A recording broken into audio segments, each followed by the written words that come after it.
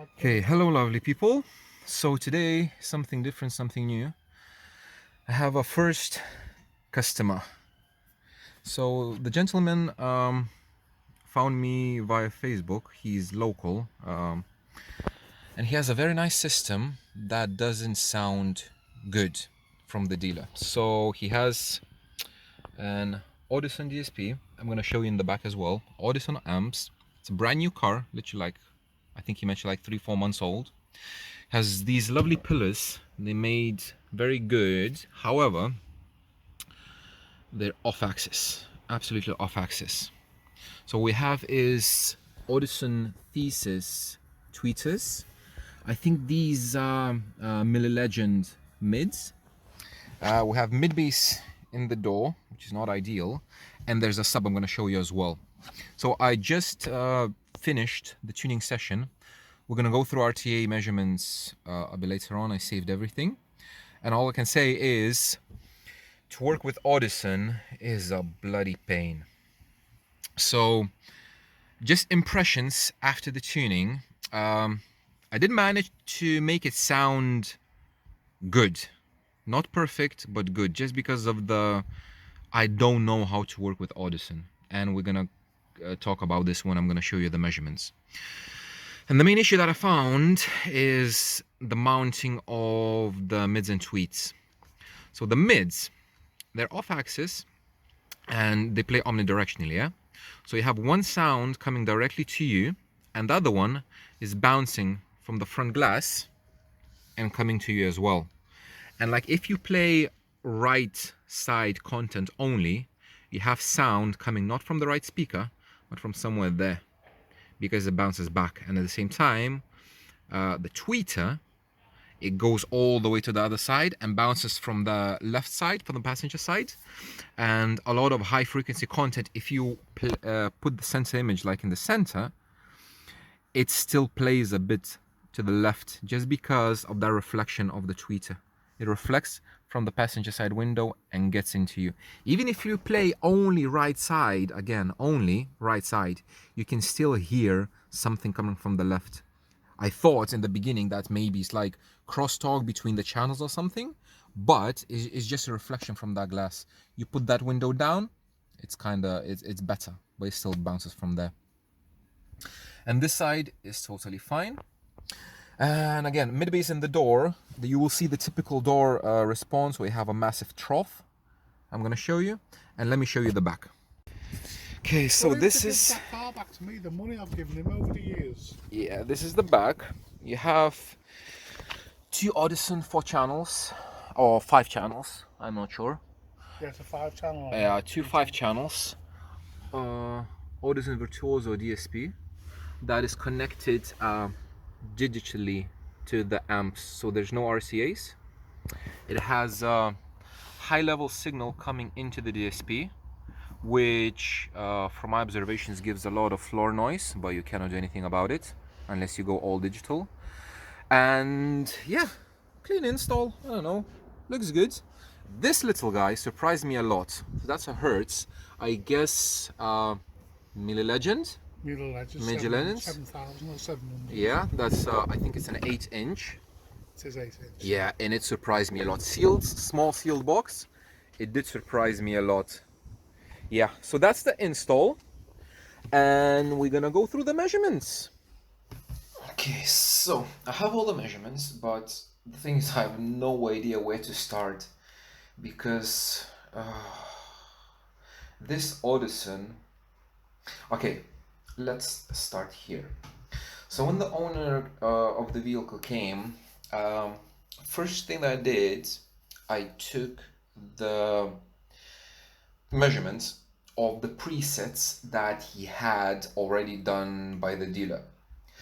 So he had how many is this? 8 presets, so A to H, and a lot of them are the same. So like A, B, C, and D, and E. Yeah, so these are identical apart from like little differences here. Then the other ones are identical as well, so I picked 3 that had the most difference. But this was the tune that the customer was not happy with. So if you know something about RTA, probably you can tell that even without hearing a system, if you have a system that measures like that, it's not going to sound very good. So first thing, when I sat in the vehicle, I noticed straight away there's literally no mid-range, because as you can see here, it's a massive scoop out, and it felt boomy, just because here as well it peaks at 84 hertz. This is a subwoofer here at the bottom, and it peaks at 84 hertz, and again the top end is raised as well. So this didn't sound right. Just for comparison, I'm gonna show you what I ended up with, and we're gonna go through how I did this. So this is my tune, and you can see it goes from like, there is wiggles. I'm gonna explain everything why there is, but like from 300, it's kind of flat-ish, up to 11K, then it starts rolling down, and we have a healthy amount of bass. It's like a plus 10 dB up to 40 hertz, and it starts to roll down as well. But this was the initial tune, and I'm not surprised. I'm totally not surprised why it didn't sound good. So now let's have a look at these. So these, this is my final tool. Then I started to take the initial measurements. As always, you take raw measurements of all the drivers. So tweeter left, tweeter right. As you can see, it kind of follows. So if you, in the very beginning, I did show how the tweeters are installed. So the right tweeter, which is the driver's side, this one, it's off axis, and as you can see, it peaks here. You could technically tune it flat to 16K, but for some reason left one as well here, as you can see, it starts rolling off from like 11 and it goes down, which is weird because it's the left one is on axis. So I don't know. So these are the tweeters. There is a trench here, which could potentially EQ. Then we have mid left and mid right. So this is a bit of a disaster, to be honest, because like my target, where's my target for the mid? Oh yeah, so talking about the targets, what I did when I saw the initial measurements, I made the targets for here and sub 80, 300 and 3.5K, because the mids, they play up to 20K, so they can be crossed wherever. Tweeters are very capable as well, so they can be crossed low as well, but I just chose 3.5K. For the mids, they can be safely crossed at like 200, 250, but I crossed them at 300 because mid bass is in the door, so it kind of plays kind of highish, so it's fine. And the sub is an 8-inch, very small one in the back, so it doesn't play low, so I didn't expect that it's gonna follow this, and we're gonna see. But I just decided to cross it at, oh, it's actually not 18, 90. Sorry, 90. So tweeters, as you can see, tweet lefty, tweet right, is just because this was taken with, I think, 1.5K crossover. So I ended up with a crossover 3.5, 3.7, and it was fine. Then the mids were a bit problematic, and I think it's exactly where I need it. There's this massive trough, and I think it's because of those reflections from the window, because they're off axis. I'm not sure, but again, here you have cancellations at 170 and 350, and they play very up high. which is very good to cross. These peaks were dealt with during the EQ.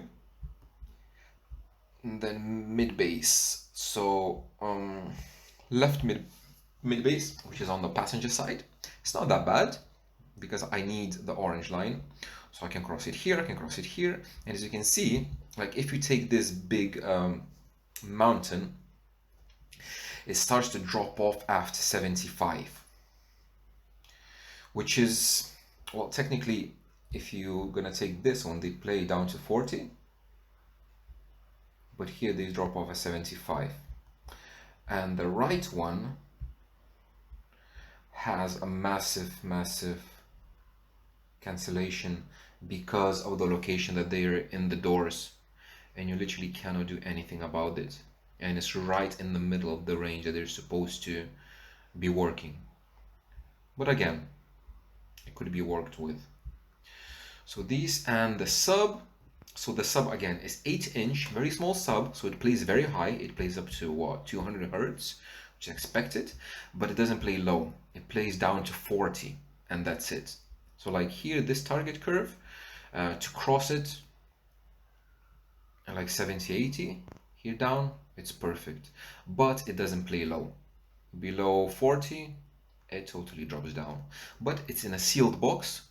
So one thing, a few things that I saw, if I go here, so this is all of these B, C, D, E, F, all of them are presets made by previous tuner. And what I noticed, all of them are the same apart from the level on driver pairs or drivers. So all the crossovers are the same and everything. So have a look, subwoofer, it's crossed at 60, which is okay, but it has a subsonic at 20 hertz. So this is a very small, like maybe half a cubic foot sealed enclosure for an 8-inch. Does it need a subsonic? I don't know. Another thing, mid bass woofer, they're crossed at 45 hertz. At 45, which is weird because if you look at the measurements, mid bass left, mid bass right, so they are crossed 45 here. Why would you cross them at 45? It's a 6.5 in the door. I don't know, for me it looks weird. I crossed them I think at 80 or 90. Well, I'm gonna have a look, but yeah, this is weird. And the mid-range, it was crossed at 450, which in my opinion is a bit too high because it's I think it's a 3.5-inch. It could play lower, but again, it's 12 dB slope, so maybe. And 3K for the tweeter. So when I took the initial measurements, then I started to work with my regular stuff. I take the tweeter, I go to EQ window, and I try to work with EQ. When I got the EQ bands that I need to enter into the DSP, I had like 5 bands. I was like, okay, fine. Then I went to the DSP, and so this DSP was set up in a way that it uses FIR filters, which are not regular ones. So with these filters, the phase, if you can see, is flat. So the advantage of these filters that they don't change the phase. It's the first time I've ever worked or seen FIR filtering, and it was a total novelty to me. So they don't change phase. So as much EQ you do anywhere, they don't change phase. And one thing, when I did some research before I start tuning, a few days before, I went to the Audison webpage and had a look at what kind of a DSP it is, you know, what it has. So equalizers on outputs, FIR mode, it has 9 poles and 3 poles regular ones. So I thought it has 9 bands of EQ per channel, which is like, okay, it's a bit less because Helix has 30 bands per channel. I was like, okay, I can work with that. It's a third less, 10 bands per channel. Fine, it should be fine. I started to enter the EQ bands for the tweeters. I did like, so for this one, yeah. I started entering them and I noticed something strange and weird. So for example, it's gonna be like a small comparison between Helix and Audison. What you can do with Helix, if you have a parametric EQ, yeah, you can put like, let's say here, you can put 100 Hertz, -5 is gonna be here, yeah. The next one, if you choose parametric, it can be smaller number, let's say 50 Hertz, +3, just for example. So these, you can enter them wherever you want, and they are gonna appear where they're supposed to. On Audison, you have 8 bands, and the thing is, if you want to, for example, this one, yeah, if I change this one here, if I want to grab next one, it has to be before that. You see, it doesn't go to the right. It doesn't go to the right. So it has to be between this one and between this one. So they have to be in order, like 1, 2, 3. It has to be from the lowest frequency to the highest frequency. It cannot be like mix and match with frequencies. So that was one surprise. Okay, fine, I could do that. Then when I tuned the tweeter, I added those 3 bands, whatever I was doing, and then I went to the mid-range. I noticed that EQ is the same. You see? You can see the slope different for the mid-range, but EQ is the same. So then, apparently, Audison is not 9 bands per channel. It's 9 bands for the whole side. Imagine that. That was a shock to me. So basically I had a tweeter, mid and mid bass, and for all of them I had 9 bands. So basically 3 bands for one driver. So then everything changed. Everything had to change. Because another thing that I noticed as well on Helix, yeah, if you enter, for example, this, I entered 3 dB, yeah. If I'm gonna choose the band next to it, parametric, let's choose very similar frequency, so 53 Hertz, so right next to it, you can see here, and I'm gonna enter -2. Okay, yeah, so it changes this, and here you have the same, you have +3 and -2. They don't affect each other. So these bands don't affect each other. They do affect the whole response, but they don't affect each other.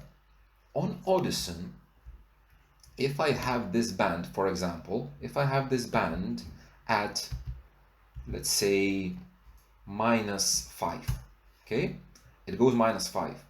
If I take the next band right next to it, yeah, and I'm gonna change it, let's say put like this, -12. This band is not -5 anymore, it's -6.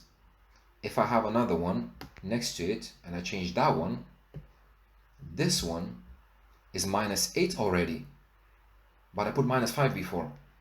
So basically all these bands affect the next ones to it. So if I enter exactly what I need from REW auto EQ function, I know exactly the parametric EQ that I need. If I enter it and I'm gonna change the other one, that one is gonna change. It's not gonna stay the same. So basically it's impossible to enter the actual values of the EQ, especially if you have like bands next to each other, because you see I'm dragging one and the other one changes as well. So it's practically impossible to enter the exact values that you need because they are affecting each other. So after that, when I realized that, it took me a while to realize that everything had to change, because I couldn't do I couldn't work in the same process as I do with the Helix, because it's impossible. Oh, another thing, crossovers. So for Helix, you can choose different crossover topology for different drivers, yes, and different crossovers for low pass and high pass. In Audison, so for this it was fill FIR mode for everything, for crossovers and for the EQ.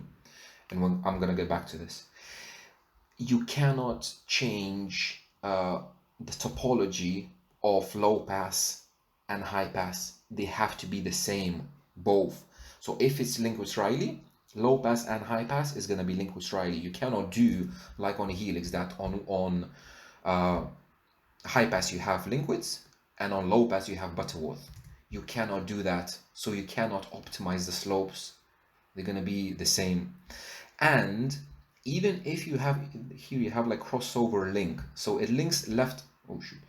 It links left and right crossovers. But if you unlink it, what it does, if for example I'm entering 3500 for the tweeter, my high pass, for the mid range, I cannot change the low pass. If I change it to, let's say, 3000,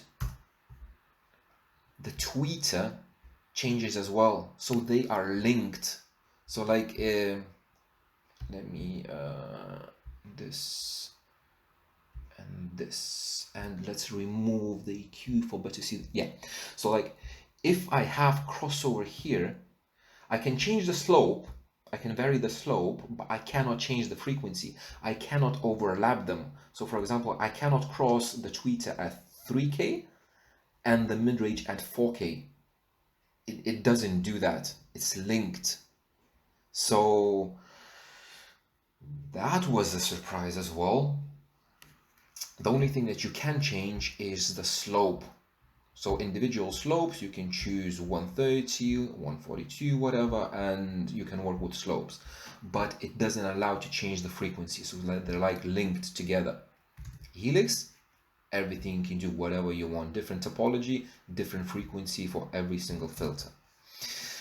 Now another thing, since I found out that it's FIR mode, I wanted to change it to regular crossovers and regular filters, so I would have the ability to have like Lincoln Riley or Butterworth or whatever, because like in the manual, where is it? It says that it has like Linkwitz, Butterworth, bezel. You can have all of these. And I thought I'm gonna change it. But if you go to, where is it? This one, input-output configuration.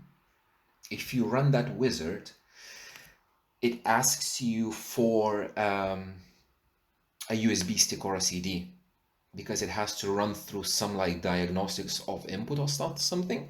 And without that, I cannot change the input-output configuration, and I cannot change the EQ mode or filter mode. So I was literally stuck with what was done before. And the thing is, like, the customer came, I spent, I think, just over 3 hours to do this, whatever I'm doing. I didn't have time to learn all of this from scratch, because I never played with it. Well, I played like literally half an hour before that, but I never worked with this Audison things, and I didn't know what to expect. And it was very, very shocked that it's a very limited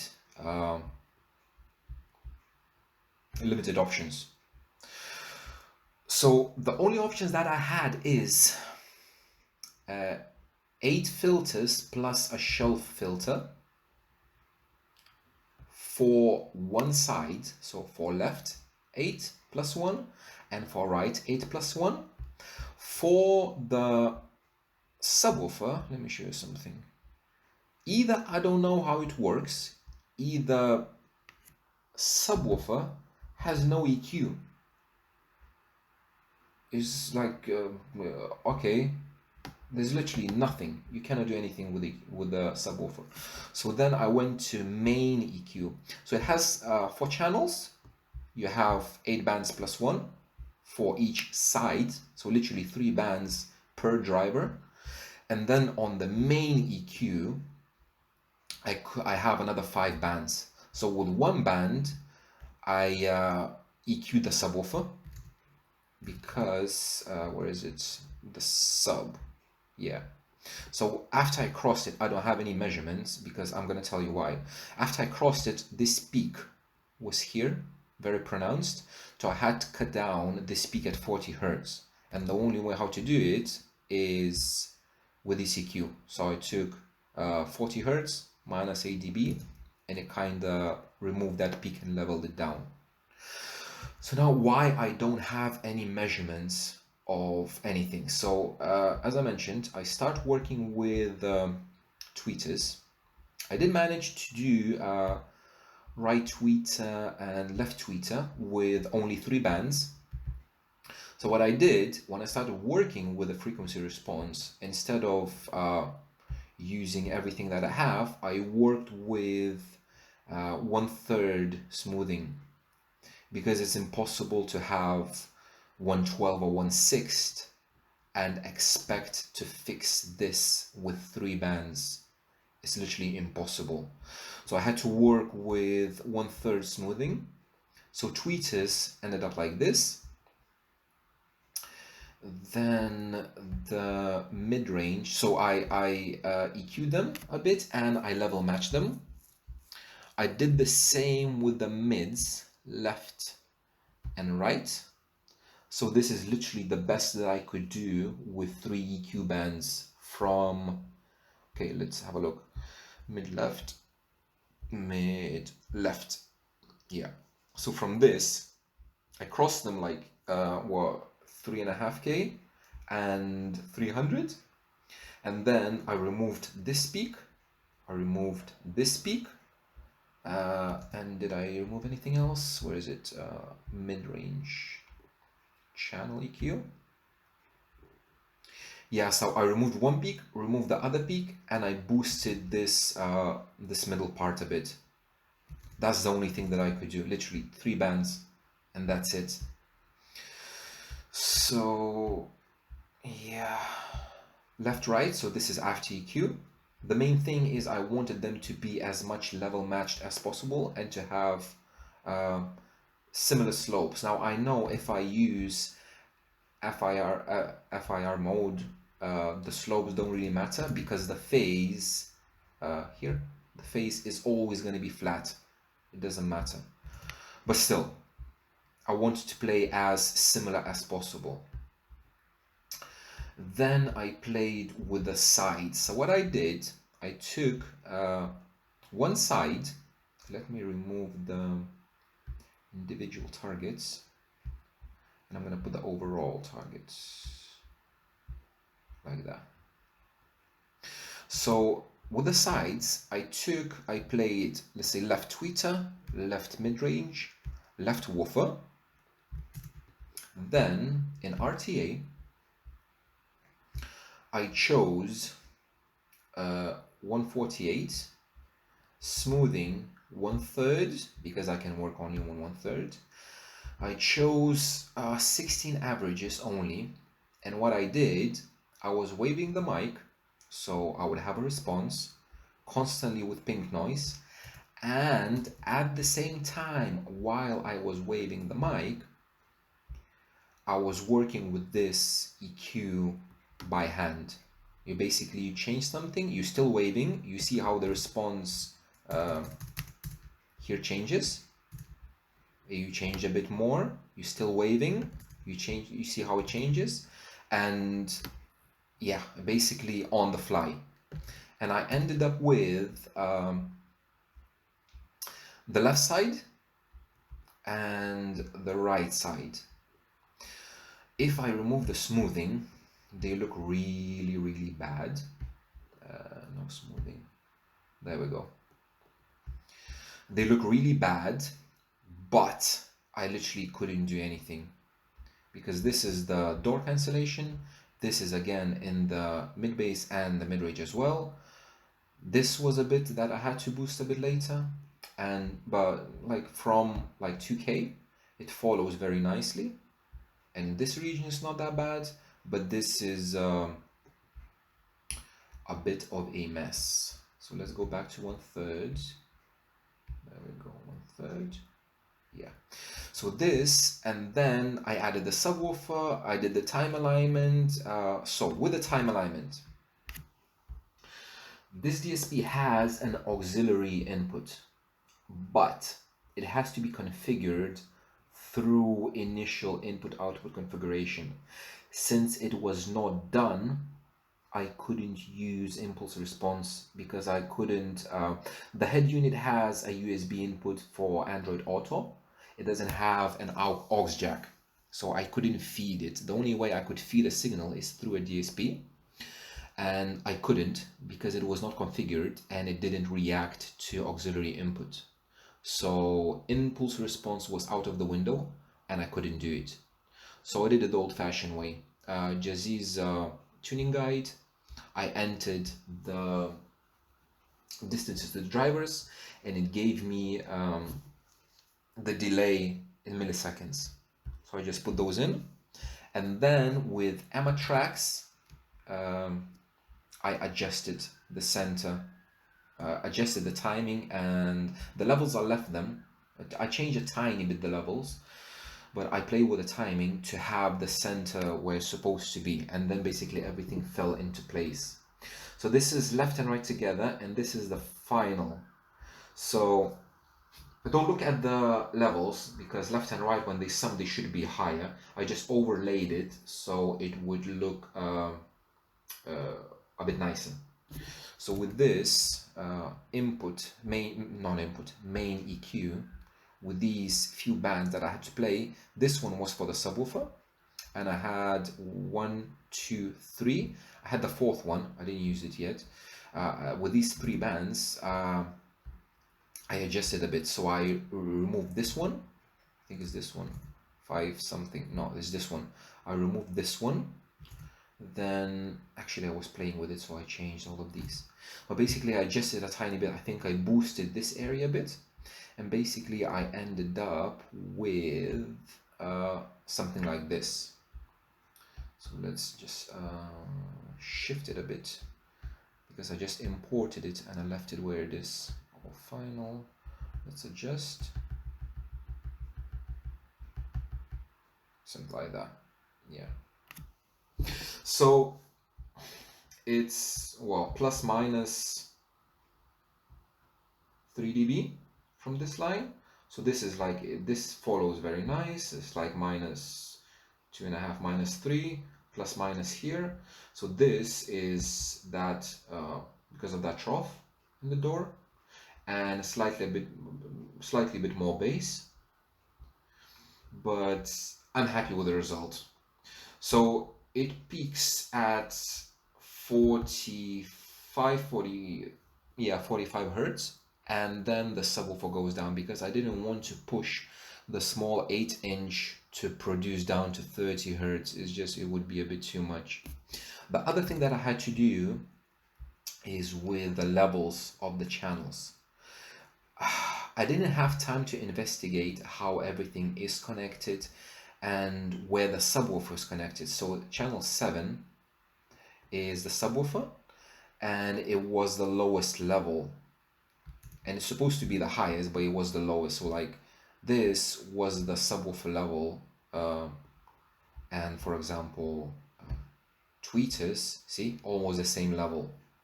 Tweeters, these are original measurements with no nothing. So the mid bass was much louder than the subwoofer. So what I had to do is to bring down the whole front end to match the subwoofer, because I didn't want to play with gains, because that those amplifiers have digital signal coming from the DSP into the amplifier. And I didn't just, first of all, I didn't have time. Second of all, I just didn't want to mess with anything. So I lowered the whole front end by like, what, 15 dB, something like that, to have that bass. But even with that, I did test the system on full tilt. It's plenty loud enough, and it sounds good. Surprising, it sounds very, very good. The only issues that we have in that system is the reflections because of the off axis, and we have some rattles in the doors, but only on very loud levels. Yeah. So basically this is my frustration and kind of comparison between Audison and Helix.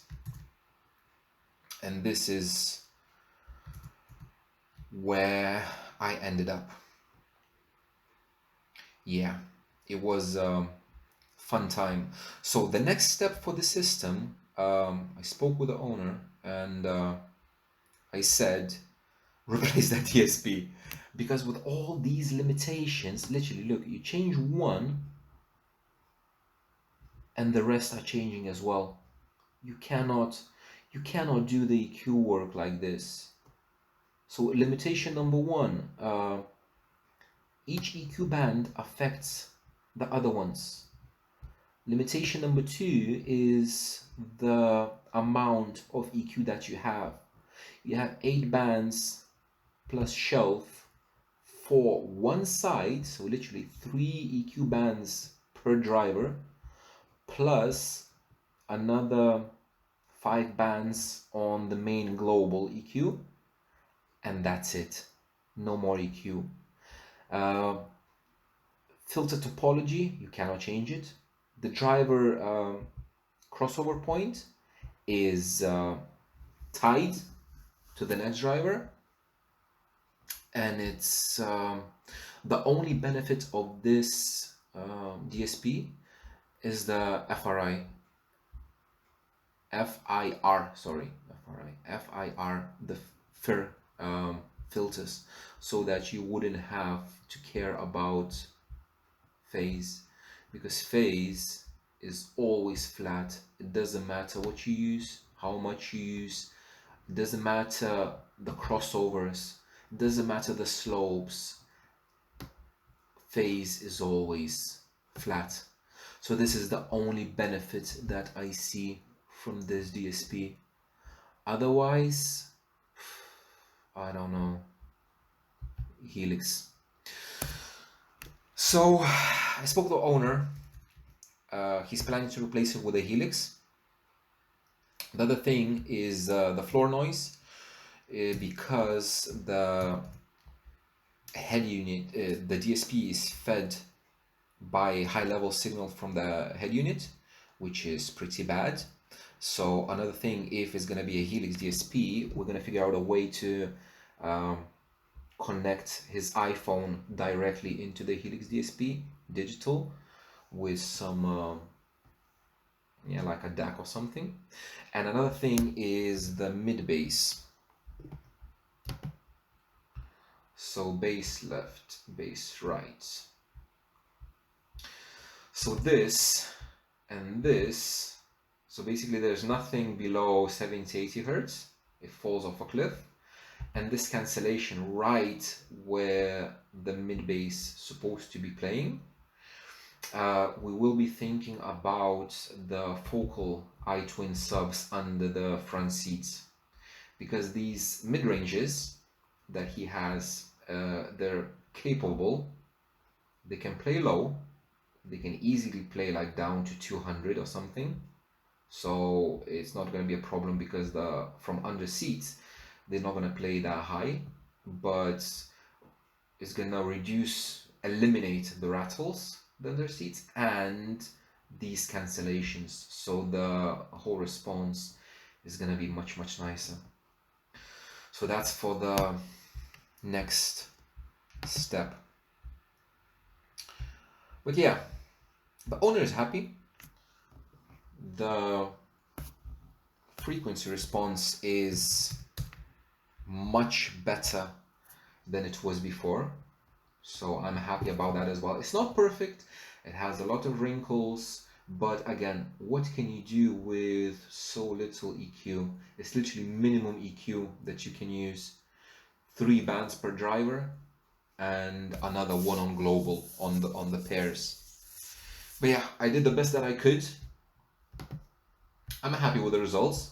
For me, sounds very, very good, but I know that it can sound much, much better, and it will in the future. Yeah, so this is my rant about